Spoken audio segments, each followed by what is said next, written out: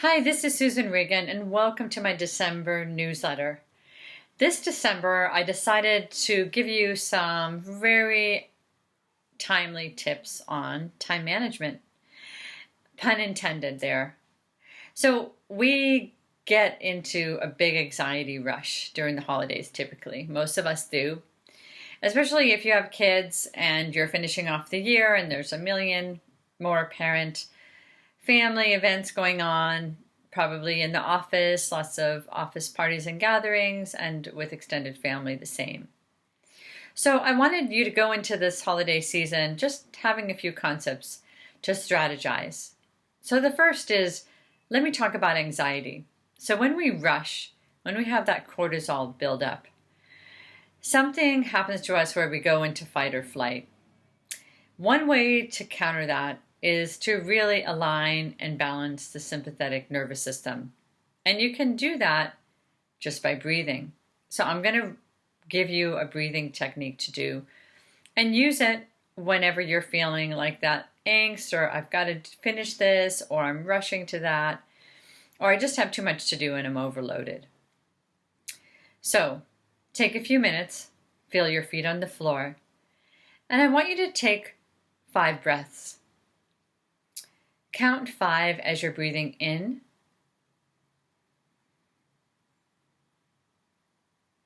And count 7 as you're breathing out.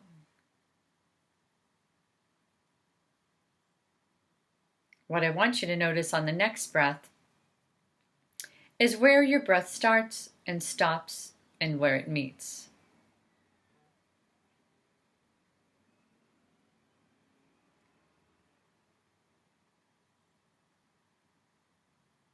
I'm counting that you have 2 more breaths to take.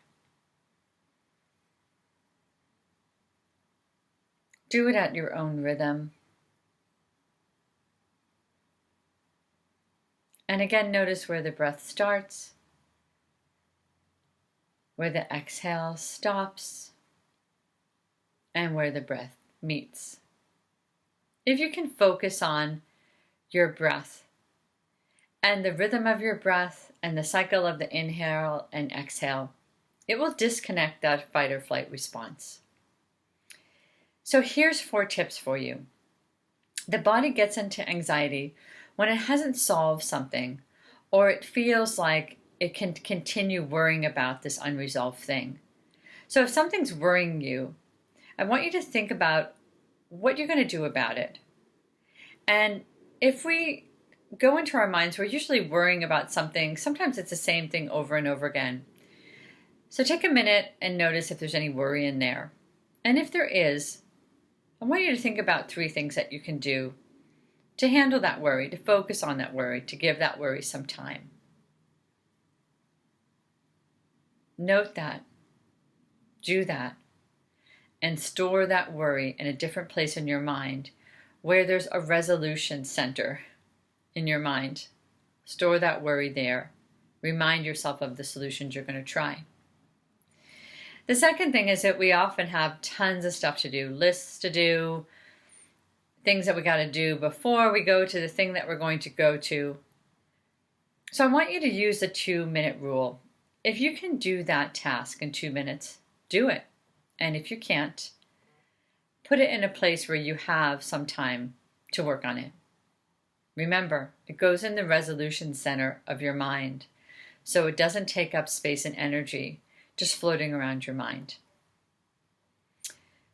Thirdly, if you want to remember what you're doing the next day, you have to think about it the night before you go to sleep. So take a look at your calendar, write your list then of what you have to do before you go to sleep. And then notice if you're actually much more on track the next day and remembering what you have to do and where you have to be. And then fourthly, I want you to do a scan of your week's events the night before your week starts, so that you can actually think about the energy you have to have on certain days and start planning accordingly, especially to make sure that you have some time for yourself. So my hope for you this December is that you're more strategized, you're calmer, you're focusing on yourself, and you're spending some time really going more into action, staying in peace, and not having floating worrying anxiety all around your brain. I'll look forward to seeing you in the new year, in 2020. Bye for now. Hi, so welcome to my December newsletter. And this is about time and time management. So in the area of deciding to divorce, I realize one of the biggest dilemmas that might come up is being in uncomfortable social situations with the person that you're in this dilemma of whether you're going to stay together with them or separate. So this is a worry that sometimes can take up a lot of time in your brain and preoccupy you. So I want you to think about this worry for a minute and ways that you might solve it. So when you're going to a party or to a gathering or making plans, have some solutions available to yourself.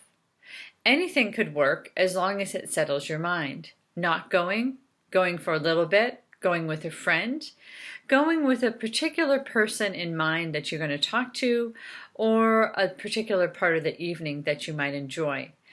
But as we go into time management issues and things that preoccupy us around the holidays when we're in an emotional state, go into it with a strategy so that you can feel better about yourself and you don't have to spend a lot of time and your energy worrying. So that's my time management tip for this season. Bye for now, and I'll look forward to talking to you again in the new year of 2020. Hello, this is Susan Regan, and welcome to my December newsletter. And the topic is time and time management, and I'm applying it to co-parenting. So when you're in a co-parenting situation, your kids can feel really rushed during the holidays and the holiday season and the ending of school and the December break. So if you can also strategize with taking some time to connect with yourself and breathe before these transactions, before these transitions, and slow your mind down so that you're not in fight or flight when you're around your kids.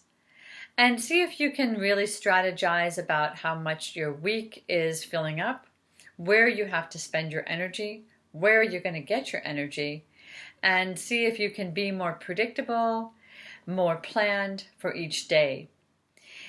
It takes a lot of energy to raise kids, to move people around, to plan occasions and events and time off from work. So try to be strategic around it. Notice your stress level. Check in with yourself daily and see how much energy you need to be with your kids. Remember, if you're drained and tired, find ways of being in a low-paced mode with them during those times too. It's all about tuning into yourself, being very overt about what you're discovering as you're working with your kids and trying to be a model to them about how to be in the world in a really conscientious way. I look forward to seeing you in January 2020. Bye for now and enjoy the season. Hello, welcome to my newsletter. This is the December newsletter on time and time management. And this explanation of my newsletter theme to strengthening your couple relationship includes really strategizing and planning some time where you get to join together as a couple. So if you're in a lot of family and social events, I want you to see if you can set aside some time to connect with each other before, after, and during the event. There's so much going on, and it's so easy in the midst of everything to lose our connection. And remember, your connection with your partner stems from the connection that you have with yourself. So in my earlier talk around how to take a look at your week, take a look at your day ahead of time before it happens, have the 2-minute fix. If you can do something in 2 minutes, do it. And really come into your own breathing around not going into fight or flight. All of these ways of connecting with yourself, strategizing, being more conscious and conscientious of how you go through your day and your week will give you some time and some extra space to be with your partner. So try to plan accordingly, strategize, connect with yourself first, but also really carve out some time to be with your couple relationship so that you have a connection through this holiday season and it doesn't just feel like a rush or that you were just two ships passing in the night. I'll look forward to seeing you again in 2020. Bye for now.